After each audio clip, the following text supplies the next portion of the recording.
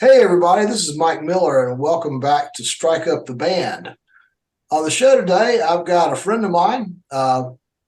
Name is Rich Willey, and that's Willie, not Wiley. And Rich is a trumpet player. He is a band leader, a composer, a clinician, I'm just taking all this from his website, a sideman, a freelancer, and a recording artist. And he's very well-known jazz trumpet player in the Southeast, and he's played with a lot of great bands over the years. And I happen to know him because he used to direct a big band that I played in. So, Rich, thanks a lot for joining me today. Sure thing, Mike. Appreciate you asking me. Okay. Like I tell everybody who's on here, why don't you just take me back to the beginning and tell me how you got started in music? Okay. Well, I did come from a musical family. Uh, my mother's brother, my uncle Richard Gilchrist, was a great pianist, church organist, perfect pitch, just a walking encyclopedia of music. And both of my sisters, I had twin sisters 6 years older than me. They both were piano players, so I heard them practicing around the house all the time. My brother, a year older than me, he got interested and he went into the band. And so I guess it was fourth grade, they gave us the music aptitude test. And they said, you can't play drums unless you make 100 on this thing. Well, I made 100. So I had to play drums, right? So I proceeded to spend my first year in elementary school band playing drums, right, left, right, left, right, left, right, left, right, left, right. And I hated it. Every minute of it, hated it. And all my friends were playing melodies on their trumpets. Uh, and I was in Boy Scouts. This guy, Jamie Schoonmaker, he gave me this old, like a World War II bugle, military U.S. Army bugle. It was beat to hell, just a mess, gross looking. But I learned bugle calls on it, and I was playing bugle calls, and I became the troop bugler in our Boy Scout troop. And Believe it or not, I was also a troop bugler in a Boy Scout troop. yeah, I that was I that was and very bad at it, but I was one. yeah, that and $5 you can get a cup of coffee at Starbucks nowadays, right? Yeah. But anyway, so yeah, my parents heard me playing this thing and I kept saying I want to play trumpet, I want to play trumpet. So I was playing bugle. So Christmas of uh sixth grade, I got a rental trumpet. It was a Olds Ambassador trumpet. And man, I was thrilled to death. So I set out trying to figure out how to learn this thing. And I remember the first two tunes I learned how to play. I learned how to play Wipeout. Da da da da da da da da da. Yeah, that was the era. And I also learned how to play There's Just One Schlitz. Yeah, yeah, nothing else comes near. When you're out of Schlitz, you're out of beer. And the whole bridge. If you like it light with a big taste too, there's only one brew that will do. When you're out of Schlitz, you're out of beer. Real gusto in a great light beer. So I was real pleased with myself. But anyway, yeah, trumpet was it definitely spoke to me. I was able to play melodies finally. So proceeded to kind of excel on. I was on the swim team. I did that well. I was a good swimmer, and in trumpet I did well. Everything else I was kind of bad at. Like always got picked last on teams and stuff like that. To play baseball or basketball or football. But trumpet, seemed to be something I could do well. So anyway, I ended up playing first trumpet for years in junior high school and high school, and the seniors in high school didn't like me because I took challenges and I beat them and stuff like that. But Where'd you go up, Rich? oh, I grew up in Clearwater, Florida. Okay. Yeah, Clearwater High School. So anyway, that's how I got started. My parents like all their records were the classics, orchestral stuff. Uh you know, like I was born in 55, so all the TV themes back that I heard early on were jazz. Let's face it, Dick Van Dyke theme, Flintstones, whatever, you name it. They were all, jazzy. So I heard a lot of jazz, but it's not like my parents had a big jazz collection. Well, I don't think they had any jazz. My uncle, he liked jazz and he used to play certain things for me. But yeah, So somehow in high school, well, actually, all through junior high school and high school, we had stage band back then, and I played in the stage band. And I could play with the right feel, and my reading was good. But I saw these charts, and they had these measures with these symbols above them. And one time I saw this old guy, Emery Cormier. He he's playing this trumpet part, and he's got all these strange symbols and no notes, right? Just symbols. And he's playing all this beautiful stuff. And I asked him, I said, "Well, how did you do that, man?" He says, "Well, that's called improvising." And he told me about Dizzy Gillespie and Charlie Parker, and I sort of took note, but I didn't really follow up on that. After I got out of high school, I I started playing these jam sessions with this drummer down in St. Petersburg, Florida. His name is Benjamin Franklin McGriff, but he decided his name was Majid Shabazz, and his big claim to fame was he was on a Pharoah Sanders album. And but he had this place called the Open Letter, and it was like this basically an empty club that people would go down and jam. So him and there was a couple of guys, my brother, we would go down there, and I started learning these melodies, but I had no clue for improvising. So I remember I used to ask people, how do I improvise? I asked Majid, how do I improvise, man? What do I do to improvise? He says, well, you got to listen to the birds. So what does that mean, right? You listen to the birds. I don't know if he was talking about the Charlie Parker aficionados, or I don't know what he was talking about, to tell you the truth, but that certainly didn't help. So anyway, I went through the Army. After high school, I found out I wasn't playing trumpet anymore, and I wanted to keep playing. So I joined the Army. I was in the 24th Infantry Division Band in Fort Stewart, Georgia, which is very glamorous duty, trust me. I spent a little bit of time at Fort Stewart one time when I was at ROTC. Oh, no kidding. Yeah. So what a luxurious place that is. The setting is just to die for. It's about an hour south of Savannah, so you have to go to Savannah for excitement, I think. Yeah, about 40 miles from Savannah, right? Yeah. Yeah, it's definitely nothing going on in 74 to 77 when I was there. But there were some guys in the unit. There was this guy, Mark Weigel, and he introduced me to a lot of the trumpet players who I, became my heroes, like Clark Terry and Blue Mitchell, like that. So when I got out of the Army, I spent a year in a road band. It was the disco era, 77 through 78. And I still, I wanted to learn how to play jazz, and I didn't know what to do. And I kept asking people, I want to learn how to play jazz. What do I do? And nobody gave me a clear answer, but my brother-in-law, one of my sister's brothers, Frank Howes, he said, you need to go to North Texas State. I said, okay. So I applied and I got accepted. So I went there, and sure enough, studied with Dan Hurley and Rich Madison and Jack Peterson. And I learned how to play jazz, because I'm convinced that you can't teach somebody how to play jazz. Somebody can't be taught how to play jazz, but you can like open doors so they can figure things out for themselves. So yep.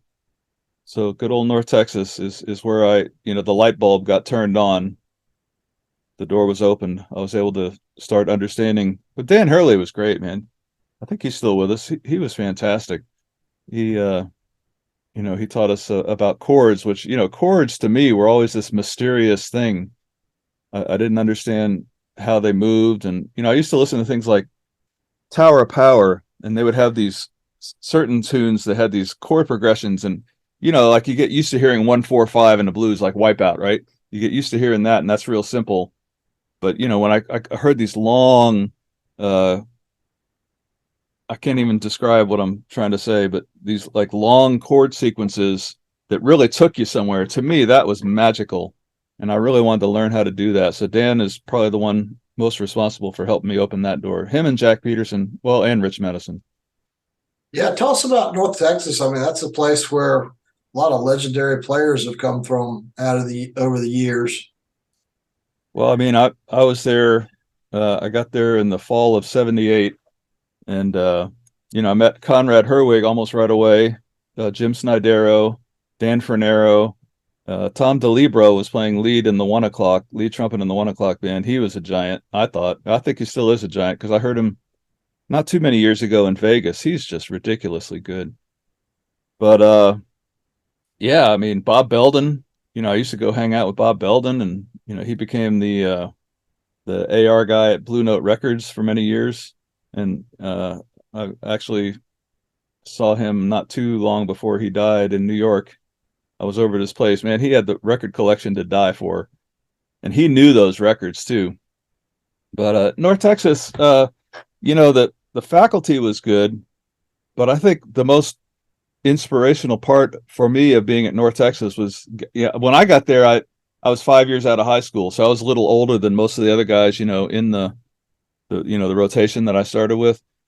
But I feel like the guys who I went to school with, I learned more from them, hanging out with them, and figuring things out with them than I did a lot of the times from the faculty. So that was good. But yeah, it was a huge school. I got there the last semester, or the last semesters before they got the new practice building. I think the jazz band hall was pretty new right when I got there. But yeah, it was huge for me.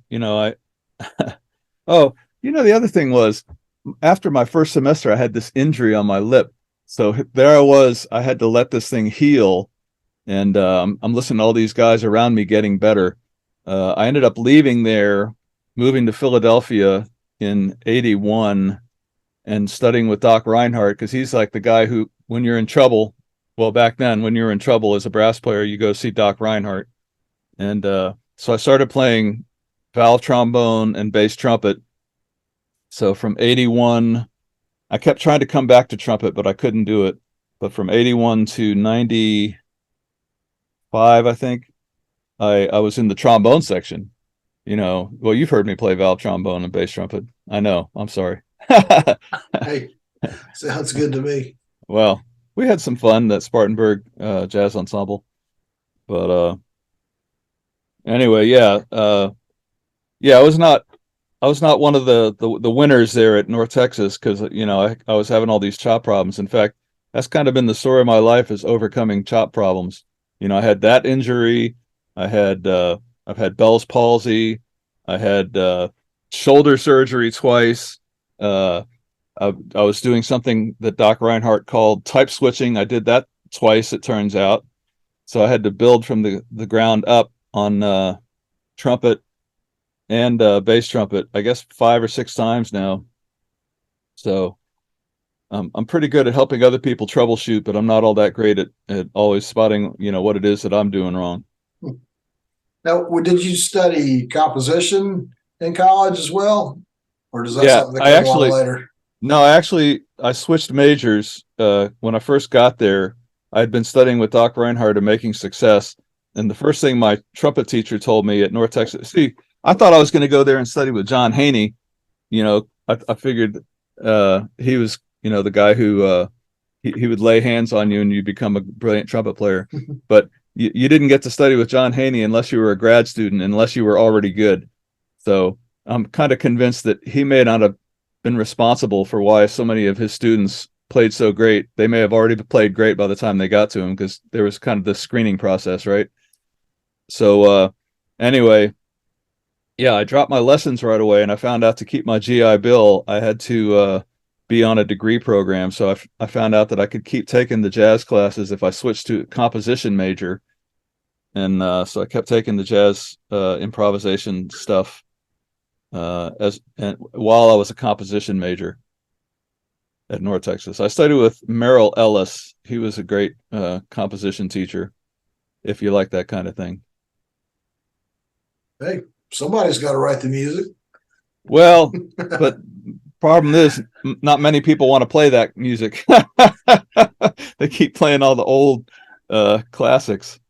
Yeah. I was in the new music lab. That was one of my performance labs that I did, and it was like, who can out weird everybody else? It's like trying to out weird each other. This guy, he brought something in, and it required 2 conductors. One guy was conducting half of the orchestra in 4/4, and the other guy was conducting it in 3/4, and it was supposed to line up, and I don't think it ever did, man. I thought it sounded, it's not down my alley. Let's just put it that way. Okay. Yeah. So did you actually graduate from North Texas, or Heavens was no. that? Oh, okay. Well, they say that great players don't graduate from school; they just get a job and go to work, right? Well, I wouldn't know, man. I guess I'm not a great player. I did both. I didn't graduate, and I'm not a great player. Yeah. Okay. But no, I got a lot out of it, man. I definitely got. So when I went to Philadelphia and was playing valve trombone and bass trumpet, I had tons of great opportunities to learn, to like hone my craft as a jazz musician. I mean, I got to play with Hank Mobley, for crying out loud. He's one of my main Actually, when I went to Philadelphia, Hank Mobley was my jazz hero, and then I met him. he, whew, he was a mess, man. His life had kind of fallen apart, alcohol and drug addiction. But I got to play with him, and I got hired to actually play a gig with Hank Mobley, man. So that was like, for me, that was a high point of my life. It's like the closest thing to being able to play with Charlie Parker, who was, Charlie Parker died before I was born, but there I got to play with Hank Mobley. But yeah, I played in a lot of clubs, played a lot of gigs with a lot of great players in Philadelphia, and that's where I kind of cut my teeth as a jazz player. So I was glad for the North Texas experience, to get me at least oriented, so I could, go out there and not make a total fool of myself improvising. So you freelanced around Philadelphia for a while. What came after that? I moved to Atlantic City, and that turned out to be a bust. Lynn Biviano, a great lead trumpet player who lived in Philadelphia, actually he lived in Upper Darby. I played a gig at a casino down in Atlantic City, and he came. We were talking during the break, and he said, there's really not any good jazz trombone players in Atlantic City. You ought to move down here and get your union card, and go through all the hoops. And he said, you'd be the best jazz trombone player down here. So, I said, okay. and I moved down there. Well, I didn't get any damn work down there because they didn't need a jazz trombone player, especially not a jazz valve trombone player in the casino theaters. But I worked a lot more in Philadelphia once I left. So that was the silver lining there. It's like I was working all the time in Philadelphia once I left and went to Atlantic City. So, and then this guy, George Mesterhazy, great jazz pianist. He and I really connected. We did a lot of duo stuff. And he told me that I should move to New York if I want to really be a jazz musician. So I got as close as I could. And what year had that? That had to be like 86 or something. Moved up to Woodbridge, New Jersey. So I was about 25 miles from the Holland Tunnel. So, from that point forward, I tried to, be a guy in, New York jazz player with varying degrees of success. That's got to be a tough market to crack into, I would think. Yeah, I don't have an answer for you on that one either, because I don't think I really did. Okay. Yeah. Well, so being the troubled brass player, I was having to do day jobs, and I somehow BS'd my way, using my GI Bill and going to a trade school just so I could have money to pay. I got married when I moved to Philadelphia and started having a family, so I had these two daughters that needed food and shelter. So I got a job in the graphics field, which at first was good because then I could go play at night. But when we moved up in Atlantic City, that was fine too. I was working during the day over there in a printing shop as the typesetter, and then when we moved up to New York, or to the New York area, the only good jobs I could get to really pay a respectable wage were evening jobs.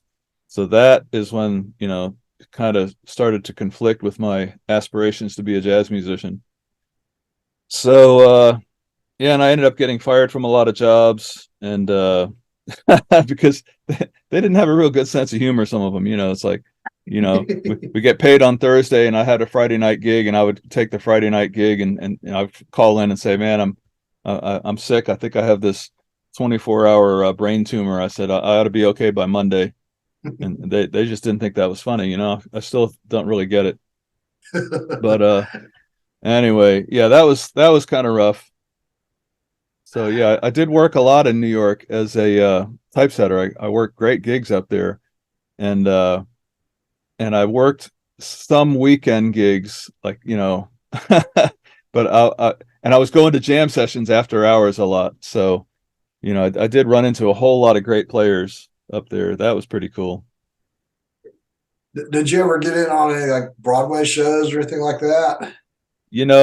Interestingly, when I went back to New York in '99 to work on a master's degree at the Manhattan School of Music, there was this email circulating. They were looking for, by this time I had gone back and started playing trumpet again in '96, I think. So I was playing trumpet and valve trombone. There was this email circulating, and I saw it and I didn't bother with it. And my teacher, Byron Stripling, said, "Man, they're talking about you. They were looking for somebody who could play trumpet and valve trombone." And I'm thinking, this is New York City, man. There's got to be 100 guys who would do that. So Byron said, "Man, you got to apply for this." So I did. I won the audition, and they were creating a show. It was in the workshop stage, so I was getting paid good money to rehearse 5 days a week, and this was like a month before 9/11 in 2001. Yeah. So when that happened, actually, I was on my way down there, and I watched the buildings burning from the gypsy cab I was riding in down the FDR. I know, man, it was terrible. And I got there, and the guy said, I saw another guy coming out the door. He said, go home, go home. So I was there with my valve trombone and my trumpet trying to get out of this gypsy cab, and he was saying, no, go home. So I got back in the cab. I was really lucky because I would have had to walk uptown. I would have been one of those guys walking from 59th Street up to 110th Street. That would have been a real drag. But anyway, yeah, so that fell apart. But then I got the call to go on Maynard's band like 3 days later, because the guy who was supposed to go on the next tour, Ernie Hammes, I think he was from Germany, and his passport office was in the World Trade Center. So he wasn't going to be able to go. So I get this call, "Do you have a passport?" I said, "Yeah." Jeff Rupert, great sax player down in Florida, called me and said, "You want to go out on Maynard's band?" I said, "Well," I said, I think that'd be cool, but they probably wouldn't want me." He says, "Why do you say that?" I said, "Well, for one thing, I don't really have a great high register. And for another thing," I said, I don't even have a single Maynard Ferguson album. I'm not like a fan. I never really cared for Maynard." And he said, "Oh man," he said, "Maynard will love that." I said, "How do you figure?" He said, "Oh, he's tired of guys coming on his band that think they're Maynard. He's already got himself." He said, he'll love your playing. Jeff and I played a lot of gigs in Tampa, so he knew my playing. So he said Maynard would love my playing. So sure enough, that's what I did after 9/11. Is I went out on tour with Maynard about 3 months. Okay. He played in Greenville. Gosh, I can't remember exactly what year it was. The Handlebar. Yeah, at the Handlebar. Yeah, I went and heard him. I went backstage and used the secret knock on the door, and I walked in. He said, "Come in." I walked in, and he said, "Rich." So he remembered me. That was pretty cool, man. I figured he would forget me. Yeah, that was just like a couple of years before he passed away. That was a hell of a show. That was a couple of years after I played with him. I was really surprised. And I also went and heard him at the Gray Eagle here in Asheville, and I saw him and Ed Sargent. He would always duck out and go get on the bus before the adoring fans would mob him. And he was walking out to the bus, and I was out there, and I said, "Boss." He said, "Rich, how you doing, man?" So that was pretty cool.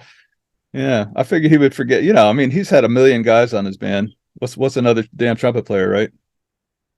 I know at one time you toured with the Tommy Dorsey band.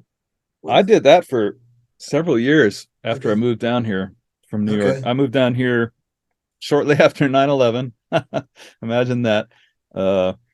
And yeah, I did probably from like 2002 through 2006 or so. I did many tours on that band, and I always enjoyed that. Of all the big bands I've ever played with, that was like okay, granted, the road stuff can be a hassle, right? Motels, restaurants, waiting, all that kind of stuff. But when everybody's all set up and they count off the band and you play, that was some of the best big band work I've ever done in my life, because everybody was basically of the same mind. There were the only mic, Buddy Morrow had a mic, a solo mic, and an announcing mic. Everybody else, we played acoustically. The band blended magnificently. We played big halls, and it's like they didn't have a mic in everybody's damn bell, and it was fantastic, man. I just loved that. So when I came and directed you guys at Spartanburg, between the Count Basie band, which is the first big band I ever heard, I was like in ninth grade, and the Tommy Dorsey band, to me, that's the way a big band ought to be. I remember my band director in ninth grade said, "Go listen to the guitar player, Freddie Green." He said he plays without a microphone. You can always hear him, and listen to the way the band blends. And that definitely applies to the way the Dorsey band played back, when I was on it. It was to me, that's the way a big band ought to play. How did that gig come about for you? Jeff Bush, who was a trombone player at Manhattan School, he got on the band. He's a great trombone player. If you haven't heard Jeff Bush, look him up, Bush. But I think he was on the band, and he gave my name to Steve Duncan, who was the road manager at the time. And so I did a whole bunch of tours, man. That was I really enjoyed that. And they weren't really long tours. They were usually like a couple weeks. Some of them were longer, some of them were shorter. But playing with that band was just a joy. They had, who was the arranger? Cy Oliver. They had Cy Oliver arrangements. Just really classy big band era, the real thing arrangements. So it was fantastic. Yeah, but I remember working with the Spartanburg Jazz Ensemble. The first thing I wanted you guys to do was to swing and blend, and you guys wanted to play all this Maria Schneider stuff, and I'm thinking, no, man, we're going to get you guys to swing. Or you might have been part of the resistance to what I was trying to do. I can't remember. You remember that? I don't remember wanting to play Maria Schneider. Maybe somebody there was nothing against Maria Schneider or anything. I know somebody there though was wanting you guys to play way over your heads. I remember. So yeah. But we still had a good time. I had a good time with you guys. I hope you guys aren't scarred for life. No, it's for people listening that don't know what Rich is talking about. We have a kind of a community jazz band here in Spartanburg, South Carolina, where I live, and the band's been around for about 25 years now, and we've had a lot of good players come through the band, and we're to the point now we have out of 17 people, we got probably 10 or 12 that can really play, and everybody else holds their own. So it's not a bad band. We have a lot of fun. So, but you actually pay a director, so it's a real job for the director. Yeah, nobody's going to get rich, so to speak, directing our band, but we do have enough money to pay a little bit. Well, at the time, it definitely came in handy, because I was down there on Sunday nights, and then you guys had a lot of concerts in the summer, but not necessarily a lot during the winter. Or wait, actually, and it's still about the same. Is it? Okay. Yeah, there's like a dry season in the summer and a dry season maybe dead of the winter, like January or something. Yeah. February. Well, since Tom came on board, our schedule seems to rotate around when he's in or out of the country, because Tom does a lot of traveling. Yeah. So let's see. So you're in Asheville now, as that may or may not have been mentioned, but what prompted you to move to Asheville? How did you decide on Asheville? Well, I met this sweet girl when I was in New York, actually, the summer before, it was 2001, and we were in contact, and I told her there was no way I was moving to North Carolina. I was in New York and I needed to stay there because that's where all the great jazz musicians live, and that's where all the work is, and on and on and on. And I was giving her all these reasons why she didn't want me anyway. I was this basically a louse, and on and on. and she was telling me all her troubles. She was in the middle of a divorce, and things were all. So basically, we told each other all the worst things about ourselves, and then I came down here and met her, and we just really hit it off. We didn't have to pretend, there was no acting. I didn't have to act like, my life is great, and I do, mountain climbing and skydiving and, scuba diving. I'm not one of those guys. I don't run marathons. And so we ended up really hitting it off. So after 9/11 happened and I went on Maynard's Band, actually, she came out to Spindale and Charlotte, and we met up again when I was on the road with Maynard. That's the first time she heard me play was on Maynard's Band, and it's been all downhill since then. That's not really true. Well, kind of is. But anyway, so yeah, the following January, I ended up having to have 2 stents in my heart, and I was lying there in the hospital, basically going broke. Came back to New York with no work after going on the road with Maynard, and basically losing money that whole time. And so we were talking. I said, I could come down to North Carolina and go broke a lot cheaper down there. So I did end up teaching several years at UNC Asheville and at Clemson. I taught at Spartanburg Technical College. I don't think you knew that about me. And I taught at Limestone College and one other, all adjunct, Gardner Webb, all adjunct. But yeah, so came down here and, everything's been good, man. The thing I miss about New York is every gig I showed up on in New York, I was surrounded by guys who were like, 100 times better than me. So it made me, really want to get better all the time. And down here, that's not exactly the case. There's a handful of outstanding players down here, but it's not like they're all on the stage at once. Yeah. Are you playing with Dave in the Asheville Jazz Orchestra these days? Yeah, he started calling me again. In fact, I'm playing with him Saturday night. The Asheville Jazz Orchestra, yes. Okay, well, that's a pretty good band. It's so good that they don't call me. So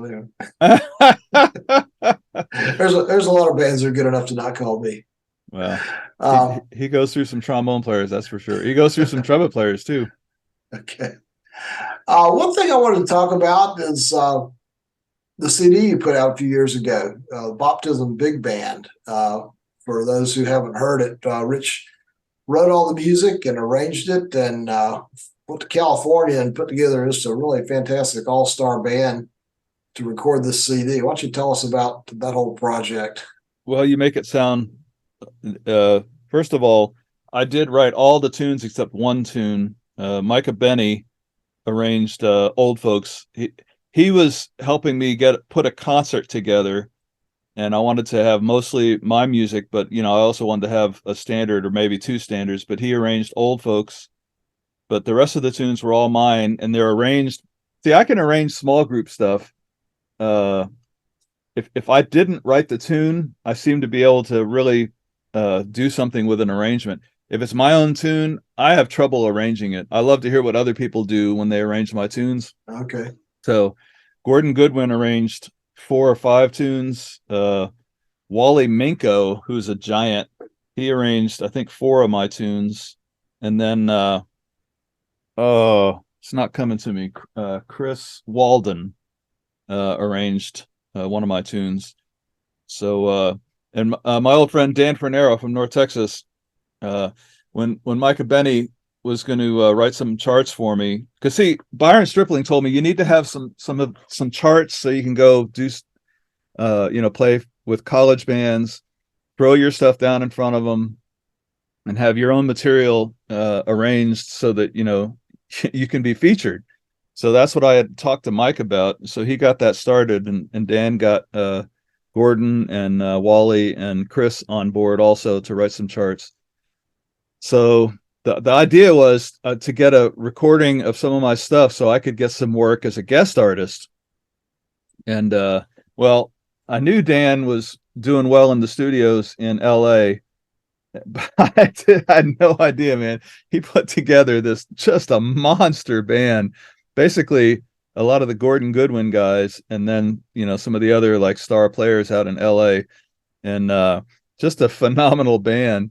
and I'm out there recording, Peter Erskine, for crying out loud, Wayne Bergeron, Dan Higgins, I mean, all these gigantic players, man. Bill Reichenbach, who now lives in North Carolina, man. He moved down here. He retired, so Really? to speak. Yeah. Where does Yeah, he live? in Fletcher, where I live.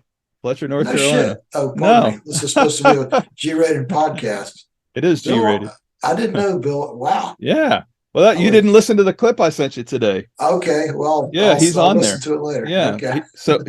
He and I rode over to Tuba Exchange in Durham not long ago because he was giving me tuba lessons. Well, I call them tuba lessons. He was basically kicking my ass on tuba. We were having sessions, and we're both playing tuba. So he's showing me how it's supposed to sound. I'm showing him how he didn't want to sound.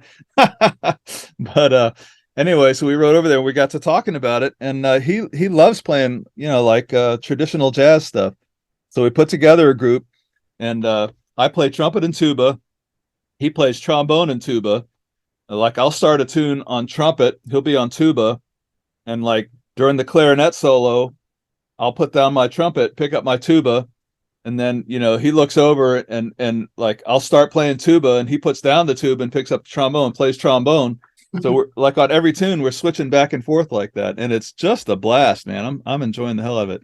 We have our first gig at the end of this month, at the end of February, at what's it called? The White Horse in Black Mountain, February 26th. The Blue Lightning Jazz Band. Okay. Yeah.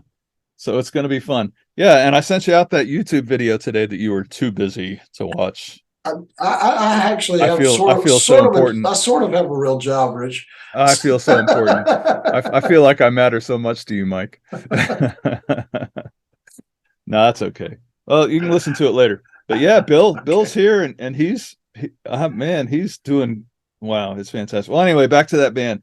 So my friend Kenny Shanker in New York has a record label, Wisecat Records, and he said he could put it out, and he had a good publicist and everything.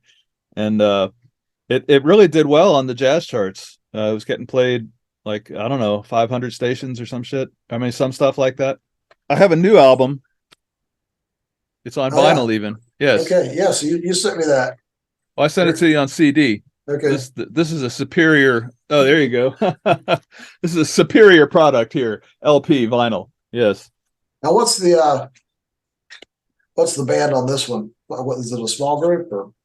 It's me multi-tracking all the horns and then playing with a rhythm section in Chicago. I went up to Chicago to do the final touches on it.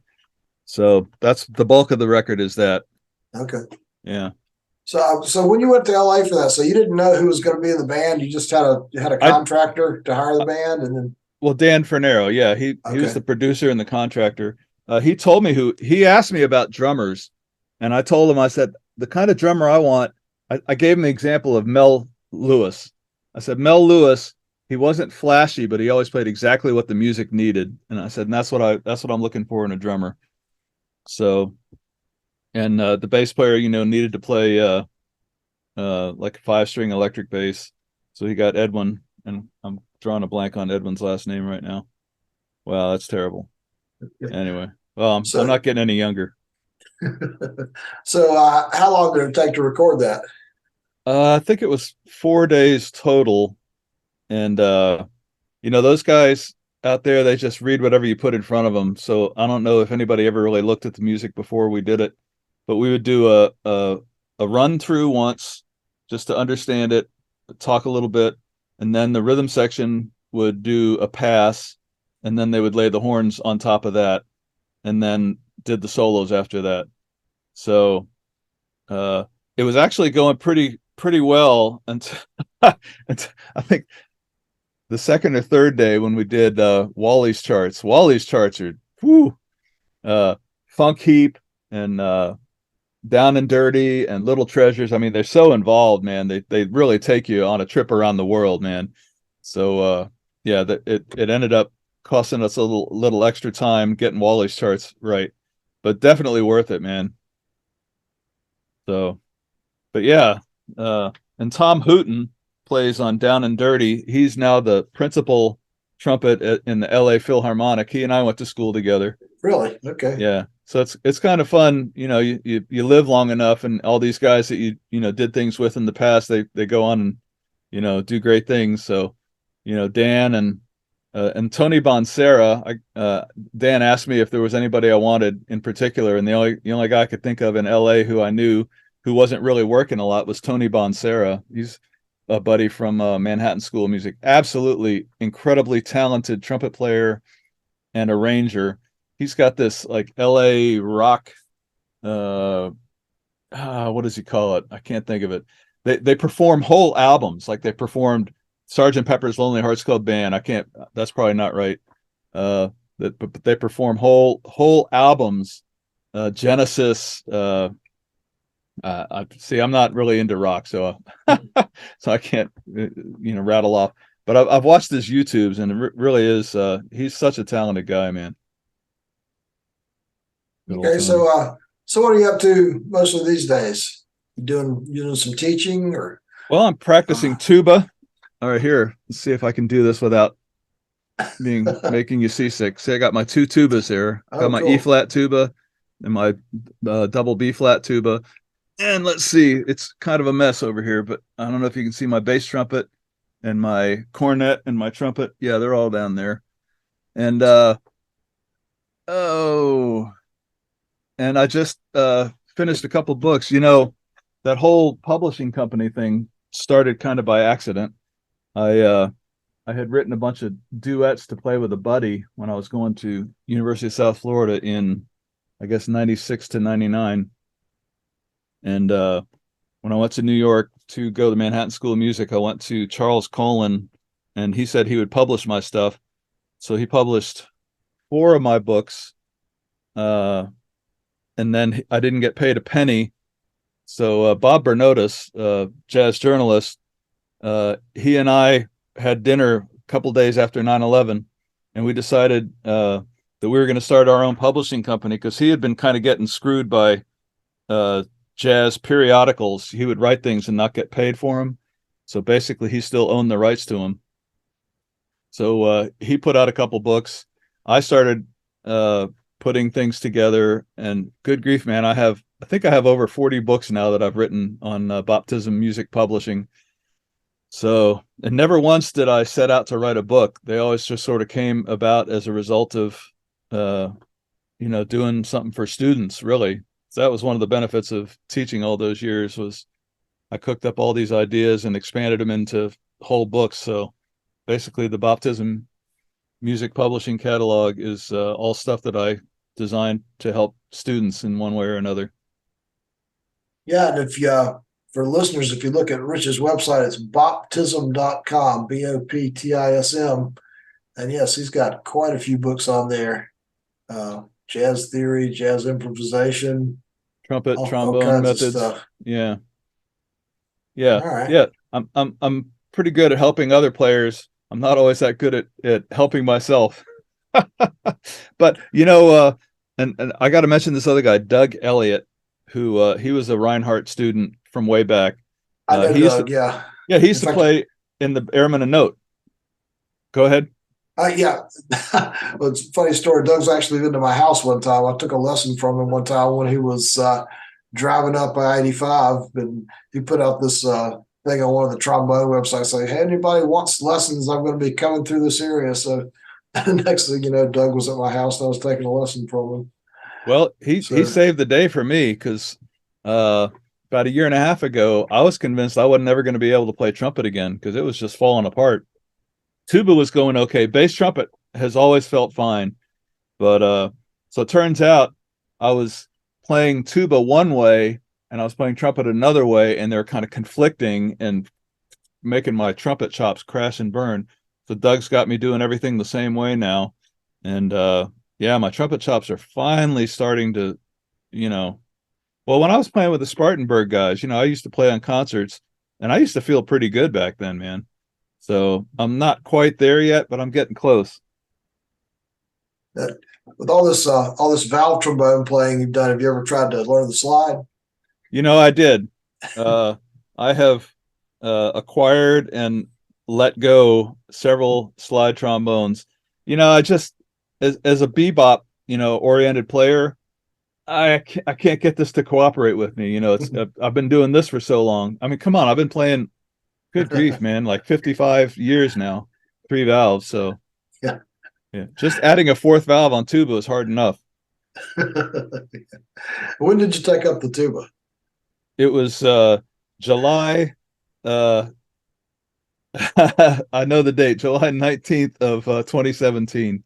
Okay. That's when I got my tuba, and that happened because a buddy of mine sent me a link to listen to uh, the Dukes of Dixieland with Louis Armstrong, and I'm listening to this thing, and the thing got all the way finished, and I realized the whole time I had not even listened to Louis Armstrong. I was listening to Rich Madison on tuba, and it just spoke to me like nothing has ever is so. It was like, you need to play tuba, man. And I could, because I stayed with Rich Madison, I could hear his voice say, "Yeah, man, you need to get a tuba.